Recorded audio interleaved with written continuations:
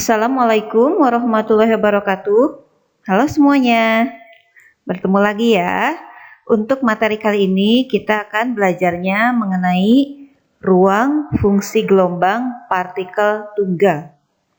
Nah, sebetulnya pada materi kali ini ada 4 pokok bahasan ya. Mulai dari struktur dari suatu ruang fungsi gelombang sampai ke komutator dari operator-operator. Akan tetapi nih, supaya videonya tidak terlalu panjang ya, katanya kalau panjang-panjang bawaannya ngantuk, apalagi yang belajarnya malam hari gitu kan. Jadi ini saya akan bagi ya, berarti nanti untuk judul yang tadi akan ada 4 video. Nah, pada video yang pertama ini yaitu hanya akan membahas mengenai struktur dari suatu ruang fungsi gelombang. Jadi ini adalah video yang pertama. Untuk video yang kedua sampai keempat, ya cari di video yang lainnya. Oke, untuk materi yang berkaitan dengan struktur dari suatu ruang fungsi gelombang F, di sini ada yang disebut sebagai F sebagai vector space ya, ruang vektor. Nah, secara konsepnya jika katakanlah ada 2 fungsi gelombang. Misalnya fungsi gelombang yang pertama kita beri simbol Si1, fungsi gelombang yang kedua diberi simbol Si2. Nah, ini semua termasuk elemen dari F.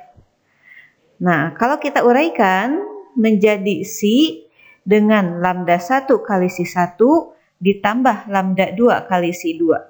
Nah, ini juga semuanya merupakan elemen dari F.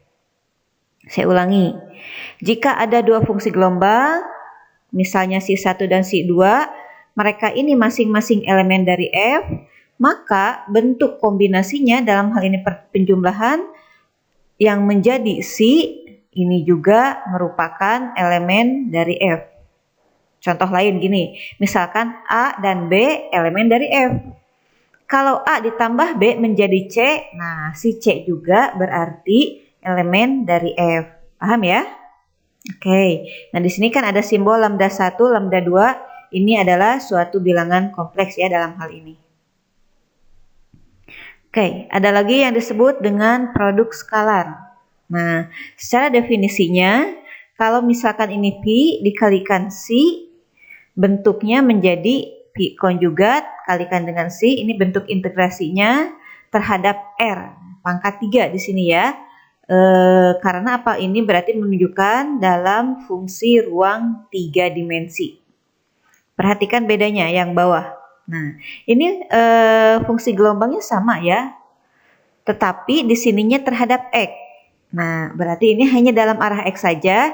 Ini menunjukkan produk skalar untuk 1 dimensi. Nah, jika Si kalikan dengan Pi, ya ini Pi kalikan Si, yaitu produk skalar dari Si oleh Pi ini, maka integralnya ini akan selalu konvergen. Jika kedua unsur tersebut yaitu Pi dan Si, kedua-duanya merupakan elemen dari F ini. Terus mengenai sifat-sifatnya, sifat-sifat dari produk skalar. Yang pertama yaitu komutatif. Komutatif artinya kalau Pi dikalikan Si, itu akan menghasilkan nilai yang sama dengan Si dikalikan Pi. Lalu sifat keduanya adalah linier. Linier artinya ini kan Pi dikalikan kombinasinya ini ya, maka ini ke sini jadi ini atau ini ke sini jadi ini. Jadi sejajar, linier. Beda dengan yang ketiga. Kalau yang ketiga ini anti linier. Kita perhatikan bedanya. Ini kebalikan ya. Ini kombinasi Pi dikalikan dengan Si menghasilkan konjugat dari konstanta lambda 1. Kemudian ini Pi 1 kali Si, kan ini Si-nya Si ya, tidak 1 tidak 2, tetapi ini Si secara umum. Ditambah lambda 2 konjugat kalikan dengan Pi 2 kali Si ini. Nah, yang bentuknya seperti ini berarti anti linier. Jadi produk skalar yang ketiga anti linier, yang keempat ada lagi ortogonal. Nah, ortogonal itu jika Pi dikalikan Si nanti menghasilkan nilai 0. Artinya Pi dan Si tersebut saling ortogonal satu sama lain. Terus ada lagi yang disebut ternormalisasi. Nah, ini mungkin pernah dibahas juga pada pertemuan sebelumnya ya. Yang disebut ternormalisasi berarti kedua fungsi yang dikalikan ini hasil integrasinya ya dalam ruang atau nanti dalam arah X, maka menghasilkan nilai maksimumnya 1. Jadi integrasi dari kuadrat mutlak fungsi gelombang nilainya 1, maka ini disebutnya ternormalisasi. Berikutnya nih, kalau nilai yang ternormalisasi ini kan menghasilkan nanti hasilnya itu selalu bilangan real dan positif. Tetapi bisa juga berharga 0 jika dan hanya jika Si-nya itu 0. Tentu saja ya, karena ini 0 dikuadratkan mutlaknya menghasilkan 0 juga, diintegralkan tetap 0 juga. Sehingga ya hasilnya juga 0. Dan sifat yang terakhirnya, fungsi. Dengan fungsi ini akarnya ya, ini atau pangkat 1/2, ini yang disebut sebagai norm dari Si. Ya, ini kebalikan dari normalisasi.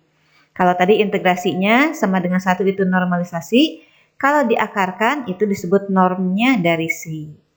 Kayak ini terkait dengan sifat-sifatnya. Nah, nilai-nilai ini bisa nanti kita gunakan dalam menyelesaikan suatu permasalahan terkait dengan vektor atau kaitannya dengan fungsi gelombang dalam kuantum. Oke, itu materinya. Untuk sub yang pertama, ini ada contoh soalnya.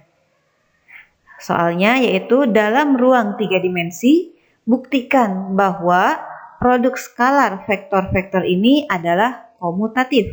Nah, sifat komutatif berarti ini terkait dengan sifat produk skalar yang pertama. Oke, kita langsung ke pembahasannya. Tadi sesuai dengan sifat komutatif bahwa kalau fungsi Pi dikalikan Si itu akan menghasilkan nilai yang sama dengan Si kalikan Pi. Nah, sekarang kita buktikan. Coba anggaplah ini sebagai Pi-nya, fungsi Pi, ini sebagai fungsi Si. Ya, ini hanya memisalkan saja. Nah, berarti kalau kita produk skalar kita kalikan ya. Ini yang Pi, ini yang Si. Hasilnya ini tiap posisi 1 kali 4 ini, 3 kali min 2 ini, kemudian min 5 kali min 1 yang ini. Tinggal dihitung secara matematik biasa, yang ini 4, yang ini min 6, yang ini 5. Hasilnya diperoleh 3. Nah, sekarang kalau kita balik, yaitu urutannya yang ini dulu dikalikan ini. Coba ya, apakah hasilnya sama ataukah tidak? Ternyata ini kan 4 kali 1, min 2 kali 3, dan seterusnya. Hasilnya adalah 3 juga.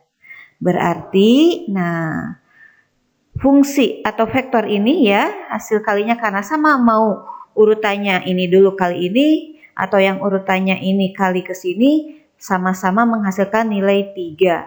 Berarti, kedua vektor tersebut adalah komutatif.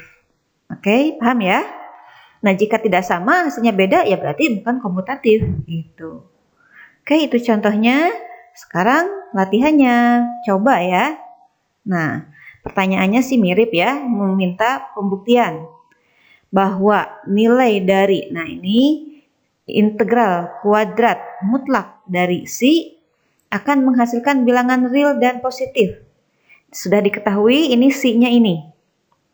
Nah, coba uraikan secara matematisnya apakah hasilnya real dan positif ataukah tidak. Di sini harusnya iya karena diminta dibuktikan. Oke, dicoba dulu ya. Oke, untuk sub yang pertama ya cukup sampai di sini. Ini hasil jawabannya kita diskusikan di grup. Kemudian lanjut nanti ke video bagian keduanya. Oke, sampai di sini dulu. Terima kasih dan selamat belajar. Wassalamualaikum warahmatullahi wabarakatuh.